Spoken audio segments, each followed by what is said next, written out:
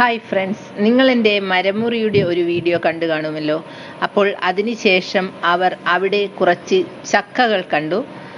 ആ ചക്ക മരത്തിൻ്റെ അടുത്തേക്കാണ് ഇപ്പോൾ പോകുന്നത്.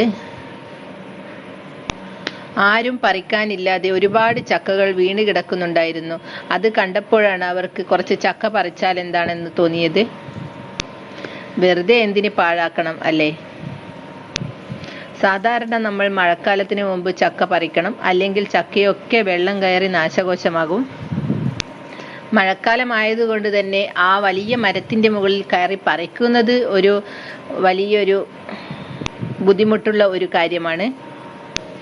അപ്പോൾ പിന്നെ അവരെങ്ങനെ പറിക്കും? അത് നമുക്ക് നോക്കാം.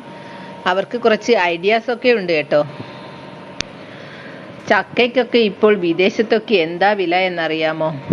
നമുക്കൊക്കെ ഈ ചക്ക എന്ന് പറയുന്നത് കേൾക്കുമ്പോൾ തന്നെ മലയാളീസിനൊക്കെ ഒരു പുച്ഛമാണ്. പക്ഷേ ചക്കയുടെ വില അറിയണമെങ്കിൽ നമ്മൾ വിദേശത്ത് തന്നെ പോകണം. പക്ഷേ നമ്മളെപ്പോലെയുള്ള സാധാരണക്കാർക്ക് ചക്ക ഒരു നല്ല ഫുഡ് തന്നെയാണ് കേട്ടോ.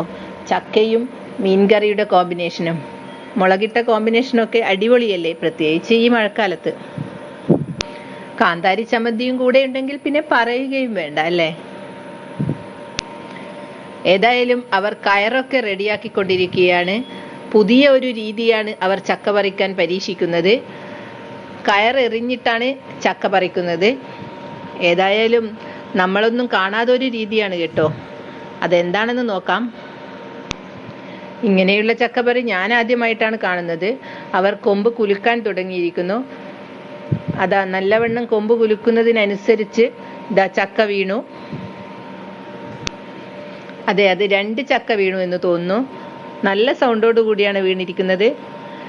പണ്ടൊക്കെ മാവ് കുലുക്കിയാൽ മാങ്ങ വീഴും എന്ന് കേട്ടിട്ടുണ്ട്. പക്ഷെ ചക്കയൊക്കെ കുലുക്കിയാൽ വീഴുമോ? ഇതാ ഇപ്പോൾ നമ്മൾ കണ്ടല്ലോ അല്ലേ? വീട്ടിൽ ചക്ക പറിക്കാൻ ആളില്ലെങ്കിൽ ദാ നിങ്ങൾക്കും ഇതുപോലെയുള്ള ഐഡിയാസ് ഒക്കെ കണ്ടുപഠിക്കാമല്ലോ.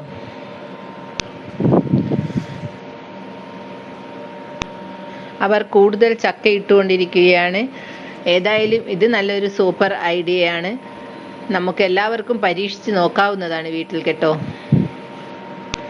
ഏതായാലും എല്ലാം വെറുതെ വീണു പോകുന്നതാണല്ലോ എന്ന് കരുതി അവർ കൂടുതൽ പറിക്കുന്നുണ്ട് കേട്ടോ. അപ്പോൾ ഒരു 3-4 ചക്കയാണിതെന്ന് തോന്നുന്നു അവരുടെ ലക്ഷ്യം. ചക്ക ഏതാണെന്ന് താഴെ വീഴുമ്പോഴറിയാം.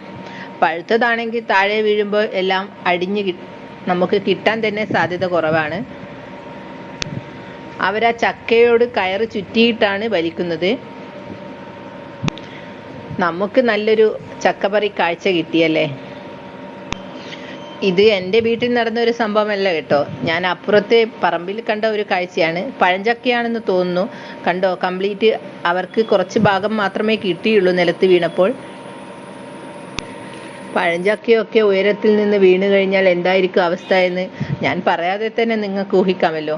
ഏതായാലും അവർക്ക് 2-3 ചക്ക കിട്ടി. എൻ്റെ വീഡിയോ നിങ്ങൾക്ക് ഇഷ്ടം